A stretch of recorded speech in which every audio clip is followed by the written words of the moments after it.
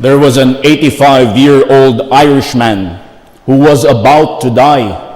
And when he realized that he was about to die, he called on his daughter to record his message, and that she was supposed to play it during his funeral.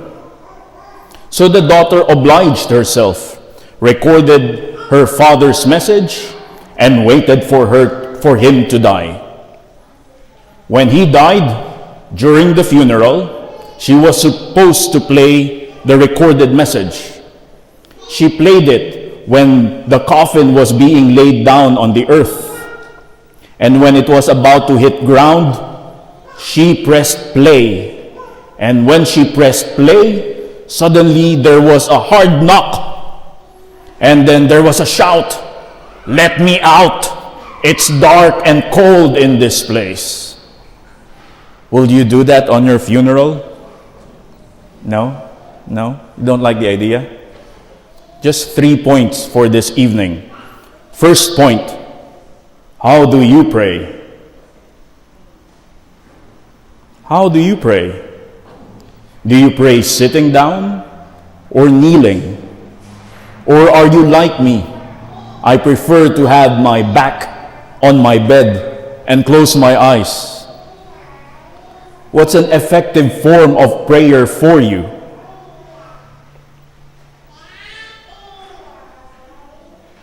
What's effective for you? Do you pray? Okay.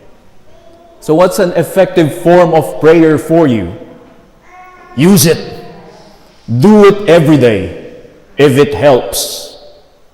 But I also challenge you to look for other ways of praying, like reading the scriptures and allowing God's word to feel and touch your heart.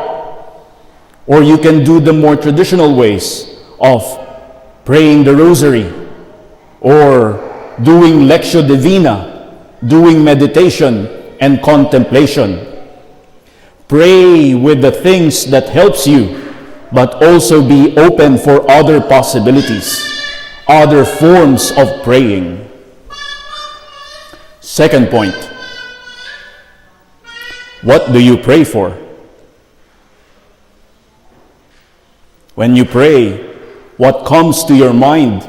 What goes out of your heart? Do you pray for more money? No? So you pray for lesser money? No. Do you pray for your children, for your parents, for their good health, or for their better future? What do you pray for? And when you pray for the things that you pray for, did God hear you?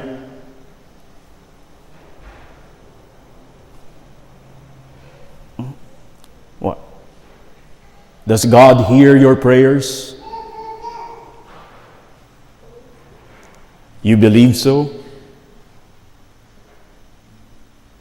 So what do you do when God does not hear your prayers? Third point, do you remember the first time you received a gift? Especially the gift that you've been wanting for? You no longer give gifts to each other? But I can imagine the first time you received a gift that you've been wanting for. You're very happy and you feel loved, because you received the gift that you have been asking for. And the future gifts that you receive in life, every time that you receive the very thing, the very stuff that you've been wanting for, it makes you feel happy and feel loved.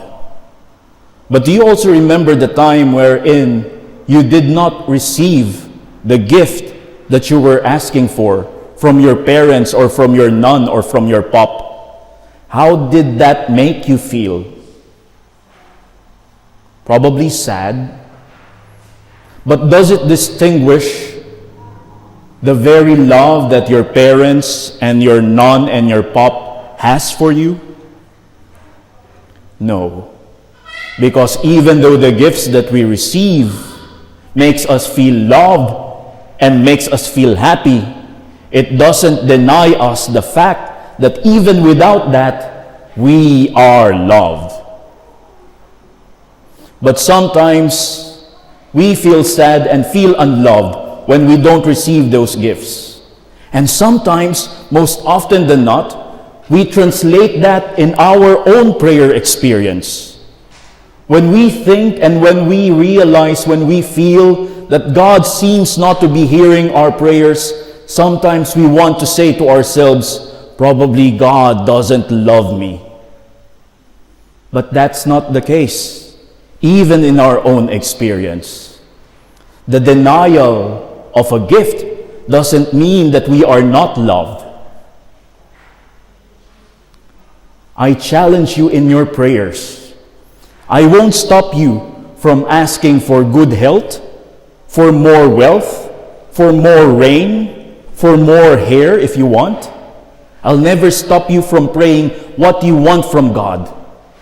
But I invite you, probably in your prayer, you can ask God to love you more, to allow you to feel God's love more in your life, so that when we experience emptiness in our lives, we can ask God to fill that emptiness with God's loving presence.